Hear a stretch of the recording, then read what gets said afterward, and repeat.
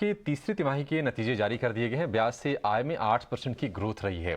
Net interest margin में भी हमने सुधार देखा है और नतीजे के बाद आगे के आउटलुक पर बातचीत करने के लिए हमारे साथ जुड़ गए हैं कंपनी के executive vice chairman Umesh Revankar. Umesh sir, बहुत शुक्रिया आपका समय देने के लिए। स्वागत है आपका टीनो स्वदेश पर। सर, पहला सवाल आपसे बजट पर ही लेना चाहेंगे। कल हमने देखा कि काफ़ी सारे ऐलान ऑटो सेक्टर को लेकर हुए हैं। ग्रीन हाइड्रोजन को लेकर एक बड़ा आउटले आया है करीब 19,700 करोड़ रुपए के आसपास का। बजट को आप कैसे देख रहे हैं और अगर आपकी इंडस्ट्री की बात की जाए तो आपको लगता है कि उसको और पुश करने वाला ये बजट है? यस, आप बजट अनाउंसमेंट को पर ध्यान दिया तो कैपेक्स के ऊपर बहुत बड़ा एक एलोकेशन है और ये definitely is a big booster, क्योंकि ये इंफ्रा स्पेंड में बहुत सारा वर्क इनिशियली अर्थ मूविंग और लेवलिंग उसमें जाता है और वहां पे बहुत सारा local contract, local business develop हो जाता है और एम्प्लॉयमेंट भी जनरेट हो जाता है और lot of vehicles and machineries use हो जाता है। तब क्या हो जाएगा, ऑटोमेटिकली वहां पे लोकल लेवल में बहुत सारा एक्टिविटीज, इकोनॉमिक एक्टिविटीज बढ़ेगा, कंजम्पशन बढ़ेगा। That's one. And SME business के लिए भी बहुत सारा बजट में एक विचार किया है उस क्रेडिट गारंटी स्कीम का और the extension of insurance scheme.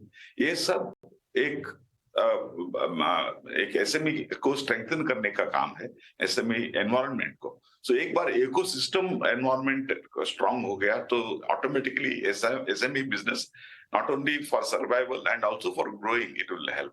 सो मेरे ख्याल से SME, infra, then third one is rural and agri. मेरे ख्याल से बहुत सारा डिटेल्ड आलोचन किया है एक एग्री और इनकम बढ़ाने में, रूरल इनकम बढ़ाने में।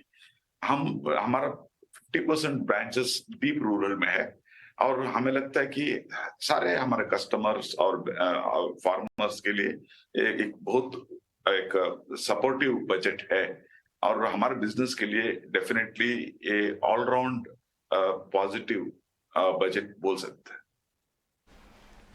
उमेश सर, एक और चीज़ है, कल बजट में स्क्रैपेज पॉलिसी को लेकर भी वित्त मंत्री ने बोला और कहा कि जो राज्य सरकारों की जो पुरानी जो गाड़ियां हैं जिसमें कि एम्बुलेंसेस भी आते हैं उसको भी अब स्क्रैपेज पॉलिसी के दायरे में लाया जाएगा। हालांकि इसका नितिन गडकरी पहले ऐलान कर भी चुके हैं। क्या ये पॉलिसी आपके लिए, आपकी कंपनी के लिए ये फायदेमंद होगी और आप किस तरह से देख रहे हैं इस ऐलान को? देखिए, बहुत सारा ये गवर्नमेंट व्हीकल्स, सेंट्रल गवर्नमेंट और स्टेट गवर्नमेंट में आप देखें बहुत पुराने व्हीकल है और गवर्नमेंट ने बहुत पहले इसको उन लोगों ने एक्वायर किया था।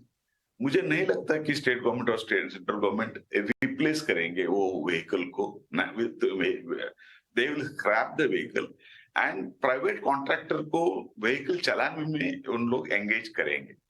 That will be the prudent way, क्योंकि एक व्हीकल मेंटेन करना, उसके लिए ड्राइवर रखना, एक कोई भी डिपार्टमेंट में गवर्नमेंट में वो एक्सपेंसिव हो जाता है। मेरे ख्याल से ये प्राइवेट सेक्टर को उन लोगों ने एंगेज करते ही ऑटोमेटिकली नया गाड़ी भी आएगा, पुराना गाड़ी स्क्रैप हो जाएगा और नया बिजनेस, नया एक्टिविटी, नया एम्प्लॉयमेंट के लिए वो उत्तेजन मिल जाएगा। मेरे ख्याल से इसकी वजह से बहुत सारा गवर्नमेंट रिलेटेड रिक्वायरमेंट के लिए प्राइवेट व्हीकल्स एंगेज हो जाएंगे और ये बहुत बड़ी बात है। डेफिनेटली मुझे अंदाज नहीं है कि कितना व्हीकल्स गवर्नमेंट डिपार्टमेंट्स में है, लेकिन मुझे लगता है कि it should be very substantial number and that should be very encouraging. ठीक है सर, नतीजों की बात कर लेते हैं क्योंकि हम देख रहे हैं कि नतीजे आपके वाकई बहुत ही सॉलिड आए हैं। आप एनआई के लेवल पर या फिर पैट के लेवल पर मुनाफे में हम देख रहे हैं कि 680 करोड़ रुपए से बढ़कर करीब 1775 करोड़ रुपए के आसपास का आंकड़ा है और एयूएम भी काफ़ी अच्छा खासा है। आप ये बताइए कि इसको पुश कहाँ से मिला, सपोर्ट कहाँ से मिला और क्या आपको उम्मीद है कि जो नतीजे आपने जारी किए हैं आगे भी इस मोमेंटम को आप बरकरार रख पाएंगे? डेफिनेटली। अभी देखिए, मार्केट में इकोनॉमिक ग्रो हो रहा है, लेकिन नंबर ऑफ व्हीकल्स लास्ट 4-4 साल का आप देखें तो क्यूमुलेटिव ग्रोथ व्हीकल सेल में उतना नहीं था। लास्ट 2 इयर्स में व्हीकल सेल्स थोड़ा अच्छा हो गया है। फिर भी इट इज एक प्रीवियस पीक को अभी तक रीच नहीं किया। आप 18-19 कंपेयर किया तो अभी भी व्हीकल सेल्स और अवेलेबिलिटी थोड़ा कम है। इससे क्या हो जाता है कि व्हीकल यूटिलाइजेशन लेवल ज्यादा है, रेवेन्यू अच्छा है और प्रॉफिट मार्जिन अच्छा है और क्रेडिट कॉस्ट कम है। एक बार एक पोर्टफोलियो अच्छा हो जाता है और क्रेडिट कॉस्ट कम हो जाता है, ऑटोमेटिकली वो फील्ड में अपॉर्चुनिटी ज्यादा मिल जाता है। मुझे लगता है कि अगले 2 साल तक व्हीकल का डिमांड अच्छा ही रहेगा।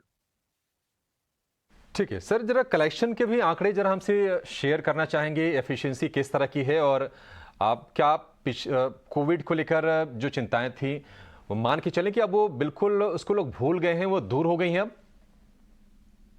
नहीं, अभी कोविड रिलेटेड आप देखिए, हमने तो एक्सेस प्रोविजन किया था, वो प्रोविजन हमें यूज कर रहा है।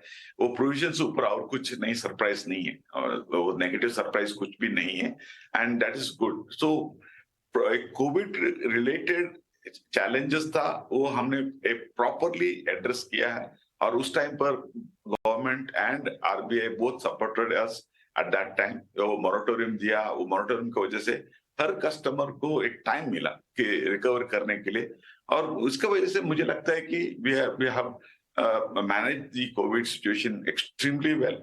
और कोविड रिलेटेड कोई भी चैलेंजेस पेंडिंग नहीं है।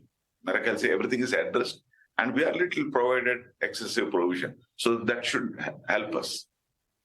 ठीक है उमेश सर, बहुत शुक्रिया आपका समय देने के लिए और आज नतीजों पर बातचीत करने के लिए और किस तरह से सिचुएशंस आपके लिए यहाँ से पैन आउट हो रही हैं उस पर भी अपनी राय हमसे शेयर करने के लिए।